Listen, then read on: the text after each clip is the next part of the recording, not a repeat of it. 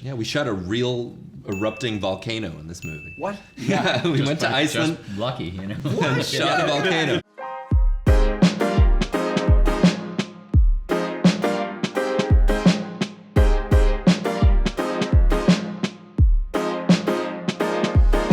Whenever I put a video myself up on YouTube, I sit there and just refresh and see if people are watching.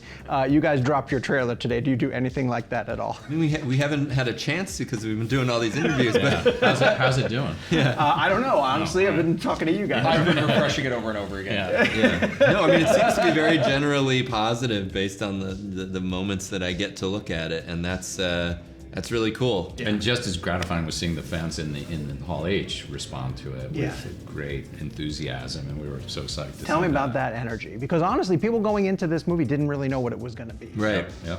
No, I think that they have something in their heads, and we wanted very much to surprise them with what this movie is, that it has more heart, more fun, more comedy, but the same kind of big stakes and life and death things that you want from your campaign. Yeah, it was crucial to us to kind of capture the tone of a great campaign, because that's kind of what sets D&D apart from any other game, and it's just so unique and eccentric, and that's definitely like the most important thing to us. Yeah, well, so to that end, is that just something you strove for in the dialogue, and was it tough to kind of nail that tone? Look, we didn't want it to be contemporary, right? We didn't want it to feel like these modern characters kind of thrust into this world. We wanted to be kind of true to the era and the genre, but that said, I think what D&D allows for is this kind of freedom of expression and allowing people to talk more colloquially, depending on who they are, because there's certainly some characters that kind of take it very seriously within the context of the film. If the existing plan fails, I make a new plan. So you make plans that fail? No. He also plays the lute. Not relevant. And also the fun of bringing a contemporary sensibility to the fantasy world and questioning things the way he or I probably would if we were in that setting, like the scene. There's a moment where Simon the sorcerer lays out this set of rules about this spell, and she's like, Doric says, "Why is it that way?" And he's like, "I don't know, just the way it is." Because that if I was there, I'd want to know, why are these rules so strict? Right. The trailer really sells to me the scope of it. And Jeremy, I want you to be able to talk to this too, because I wasn't expecting it to be told on that sort of grand scale. And was that always the approach going into it? I mean, I only know how to produce one kind of movie, and they're the big kind. I mean, that is really my where I grew up in making movies. In the 14 years I spent at Marvel, it's like we make big movies, and so when I had the opportunity to make this with these guys, it was like, well, this is gonna be huge, right? Like we got to make it really big, and it's like, I don't know, it makes it fun to have all the toys, to have all the scale, to have the ability to play on that kind of a canvas. And I think, with a world like this that we're trying to bring to life, it has to be on that kind of scale. Absolutely. Because that's what's been existing in people's imaginations. I think that's why this is the opportunity to have a great D&D movie right now. We finally have the ability to make one. We have the tools. We have, between practical effects and visual effects and the ability to travel all over the world with cameras and on helicopters and everything else, we can capture it. Yeah, we shot a real erupting volcano in this movie. What? Yeah, we went to Iceland. Just lucky, you know. What? Shot a volcano. The shot in the trailer of them riding by this volcano. That was the erupting volcano in Iceland. Yeah. So you get one shot at that. Yeah, exactly. It's also dangerous. No, I mean, going along with what he said, we got a taste of being able to build out and make a script that's that big when we were writing Spider-Man: Homecoming, but. That was also, he was kind of a ground level superhero in that story, and this is kind of a world that is so much more vast in many ways and so kind of foreign to people because it doesn't take place in our world. It really just allowed us to kind of see how much we could show, without it getting too big, and it never did. Like, it was always, as big as it gets. I mean, we built more sets on this movie than I think I've ever built. I think it was 120 on a film. sets or something. Oh my God. It's a huge amount of scenery. We had an incredible production designer named Raymond Chan, and we just built massive sets in these massive spaces in Northern Ireland, and the people in Northern Ireland were really great to us and really inviting and gave us but also huge spaces. using these great locations and then building into them or amplifying them with CG and stuff. So how do we pull that off? Figure it out over a drink. Probably best. It all does come down to the cast finding the chemistry and the way that they play off of each other. And being thieves, they have this cavalier sort of attitude to it. How did you get them to sort of perfect the rhythms of that dialogue? Because I think it works really well, just in what I've seen in the trailers. Well, we had the benefit of being able to do a lot of rehearsals, despite the fact that COVID and all the quarantines that we were under, made it a little bit prohibitive.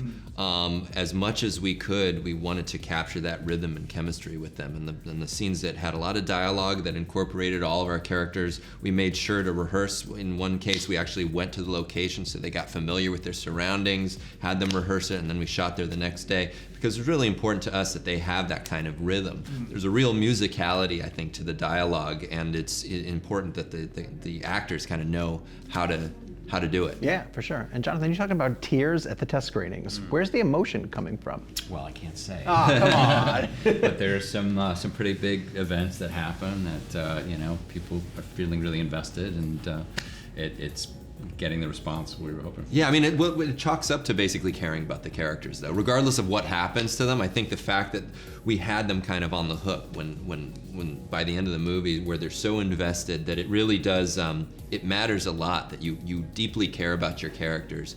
And that's why it's important to us that, you never undermine their intentions or what they're there to say with humor. And that's the balance, right? Is you don't want the comedy to undermine the stakes. We always, whatever the movie, whatever the genre, we always start with the people in it. Who are the characters? Why do we care about them? Why will we invest? Whether it's Spider-Man or this or Game Night, it's always about putting the hook in the audience for these people, because then they'll follow them wherever it goes.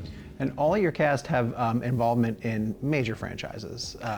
Michelle and Chris. So what were you able to maybe ask them about, just not guidance necessarily, but just in certain situations, how should we get through this? Well, look, I think it was really helpful to us that they had this awareness of these big franchise movies, the fact that they had done it before. So it wasn't really so much of us asking of them things or them telling us how it should be done. It was really more just the fact that they were able to fall into the positions and know exactly what was needed of them in such a easy way. Michelle, she's done so many Fast and Furious movies. She knows what goes into this fight training and all the stuff that she had to do in the film, and so that made it really helpful. And of course, Chris, coming from a massive franchise himself, it was easy. They're real pros. They all showed up with the A game on. Yeah, That was the thing. It's a challenging movie from an acting standpoint, because a lot of the times a sequence was so complicated it had to be shot over several days in different locations, some of it on blue screen, some of it in a location, and half the time they just had to sort of trust that we knew what we were asking them to do and why. Sure. And you don't feel that. You don't feel like at any point the actor's I'm just going through the motion. Right. No, they all were really, really dedicated, and I think they all cared about it, And you've seen it before where an actor is in something and it feels like a job, and I think they all kind of loved the story so much that they all felt invested, and it was really gratifying to watch them dive in and really care, and we had access to D&D Beyond, and had to send logins to everybody, and you would know who's doing their homework, because I would get these pings hey, so and so's logging to their D&D Beyond account, and can you help them with this and that, and I was I love that. Yeah. You're waking me up at 2 a.m, but I'm so happy that you're logging your D&D Beyond account, to get. Justice Smith, Oh, especially, he took his role as a sorcerer very seriously and was very invested in the rules of it, the hand choreography and the verbal and somatic component, even the material component to these spells. So he took it as seriously as the biggest hardcore player, and I think you can see it on screen. Well, and it's really fun because we have a guy who's just creating languages for us, right? Because there's so much stuff that has to be said out loud. So everyone's got language rehearsal with Brendan, and we have a choreographer who just is doing hand spells that had done. And they all come from the biggest franchises. Yeah. Our language guy did all of the foreign languages in Game of Thrones. The hand movement woman did all the Scarlet Witch and Marvel stuff. So they were all top of their field. Right? I guess so. She has turned into a job. It's incredible. But they all wanted to learn their disciplines. We have the fight team, we have the hand team, we have the language team, and everyone's what do I need to do? How do I dive into this more? That's right. And it if was anyone really was cool. confused about anything, we also made clear to them like exactly what was going on in the story. What we tried to do, because it's so dense and there's so much going on, we tried to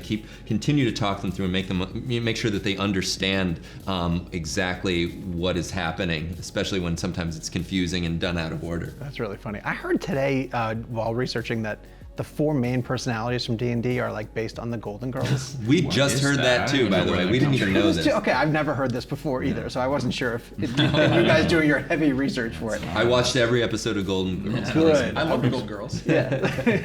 You get a ping. Oh, he's watching Golden Girls again. 2 a.m. in the 2 o'clock in the morning. All right, I'll get you out of here on this one. The final shot of your teaser is very important. It shows Chris playing the lute. How much lute are we going to get in this movie? Fair amount. A fair amount. Yeah. We wrote a couple original songs with the help of our composer, Lauren Balfe, and he gets to, to show his skill. Just another thing Chris Pine is able to Oh, do he's well. very charming and talented, and just so he's got the moves too. Does he really? Incredible dancer, yeah. This movie is powered by charisma. Oh, like absolutely. the charisma of the bard Oh my is God. the only thing that will see us through. Yeah, and the It only truly thing is. that rivals Chris's character's charisma is Forge Fitzwilliam, Hugh Grant's character. Oh God, I can imagine. Yeah. Can we talk about what his character is? Sure. Is it a mystery or? He is It- the Lord of Neverwinter. Yeah, he when we meet him, I think we can say that, when right? we meet him, He's he's a- the Lord of Neverwinter. and He's a rogue. He's a rogue. bit of a And that's all con there is to man, it. and, That's yeah. all there is to it. That's it. And we'll learn more in the theaters. Never know anything Yeah. else. All right, thank you guys. I really Thank appreciate you. it. Yeah, Thanks a not a lot. problem.